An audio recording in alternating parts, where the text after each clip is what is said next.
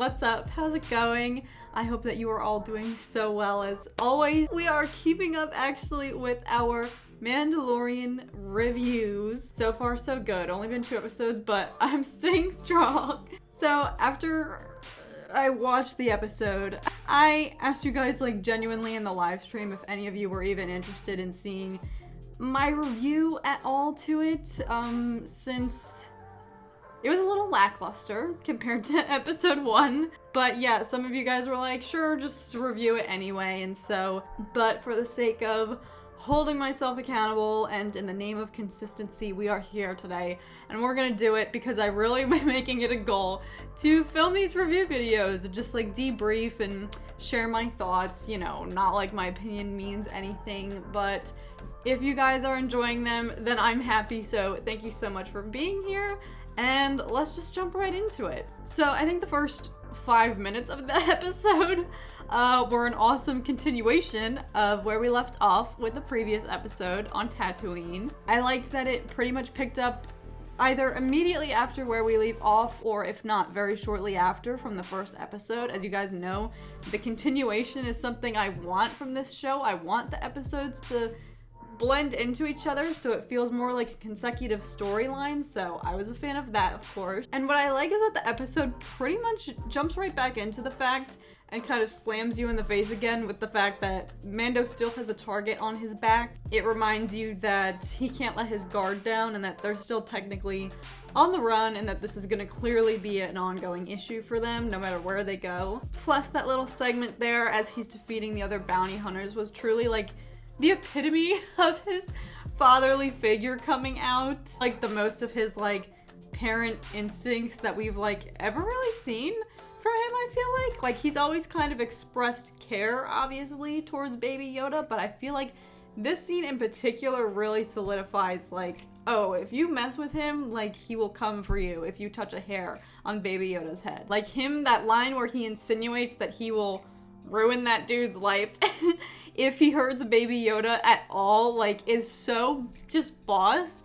And I love that it's so still like his Mandalorian bounty hunter, good at killing, like coming through, paired with his just like fatherly instincts. I don't know, it's just a really interesting juxtaposition of his fatherhood and his kind of nurturing protective instincts now. It's a good balance of his like nurturing side and his bounty hunter who will mess you up side. But yeah, unfortunately for me, the first 5 minutes of the episode was like the highlight of it. And I need to preface by saying, of course, that just because this episode wasn't, you know, my favorite does not mean that I hate it or despise it in any way or that I didn't even like it. Like, it's just not my favorite, but that doesn't mean that I didn't enjoy watching it and I wasn't curious the entire time and I wasn't at all disappointed after the episode was over. I mean, sure, it was a little bit anticlimactic, but in no way does that insinuate that I like hated this episode or want it to come across like I'm trashing it. That's not the case here at all. Just as I say in regards to the Star Wars movies, not every single film can be your favorite, and that goes for this case as well, for The Mandalorian. Not every single episode is gonna be the standout, most amazing episode that we've ever watched. If you think about it, we need the normal episodes in order for those more intense and epic episodes to truly just like stand out and really be like, wow, that was amazing. The first episode was a really tough act to follow. I say that knowing that it is gonna be hard to like match that episode because it was truly amazing and still stands as what I think is my favorite episode of The Mandalorian so far.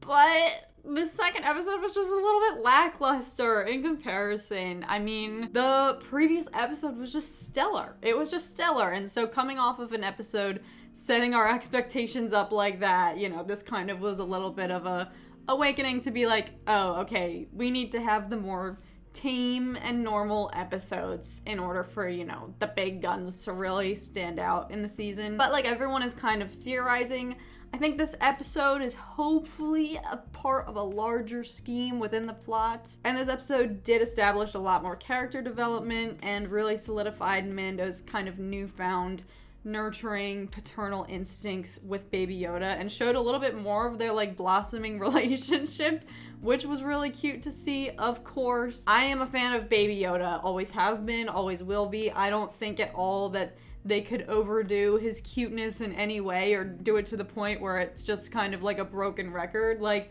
yes, he's adorable. I would like to see more of him, like, whenever you can. It doesn't bother me. And again, like other people are theorizing, I strongly believe that this wasn't just a filler episode like some people are saying it is. There's got to be a higher purpose to what this step in the story was, if you ask me. At this point in the series, and again, coming off of that incredible first episode on Tatooine, I have enough trust in Jon Favreau and Dave Filoni to have some faith in the fact that they have a larger idea in mind here. But this episode, again, did open up some new cinematic and technological aspects that kind of brought me back to like Clone Wars vibes. They're showing us more stuff that we haven't fully seen yet in live action Star Wars. And so I'm gonna take that in and appreciate it whenever they're showing us new stuff, new aspects, new species, new worlds. They definitely should have had a spider warning at the beginning, because I know some people are like legitimately terrified. I am not one of them, but that was an alarming amount. I was getting full-blown Shelob vibes.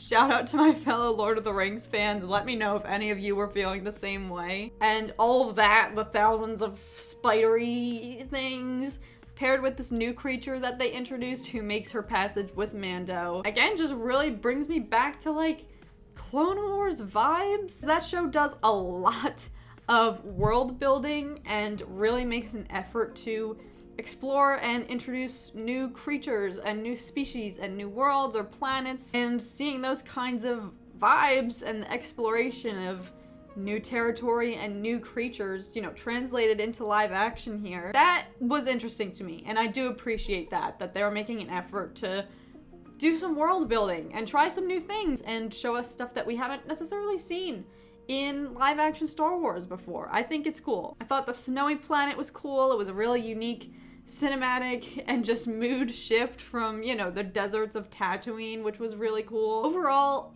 I didn't immediately, you know, want to rewatch this episode as soon as it ended like I did with the previous episode, but again, that's not an indication that it was a bad episode or that I hated it or didn't like it or that I never want to watch this episode again.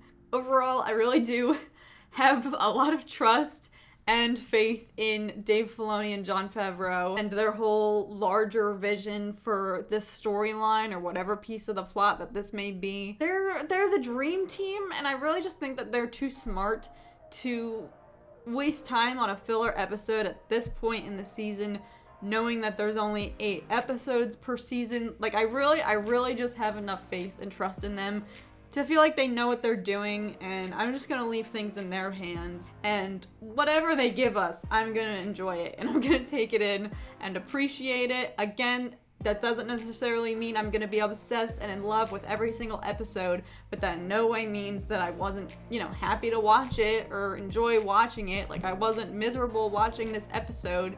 And again, you watch this type of episode that feels like a filler, but in the back of our minds, it's like, we know that Jon Favreau and Dave Filoni know what they're doing, and they're willing to take these risks and try new things, and I really think that it's gonna pay off or become a larger part of the plot down the line. Alright guys, that's gonna be it from me.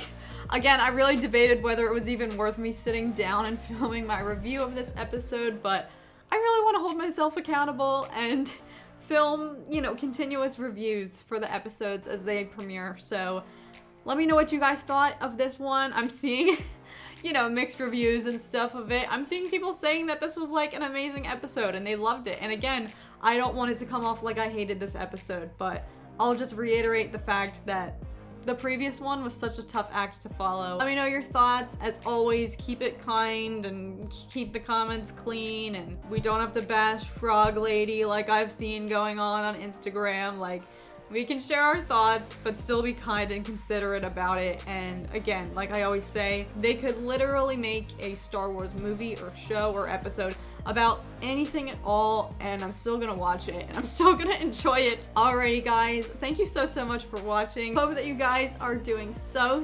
well. As always, thank you guys so much for watching and for being here today. It means the world to me. Alrighty guys, this is the way. Thank you so much for watching. I will see you guys again very soon. Bye.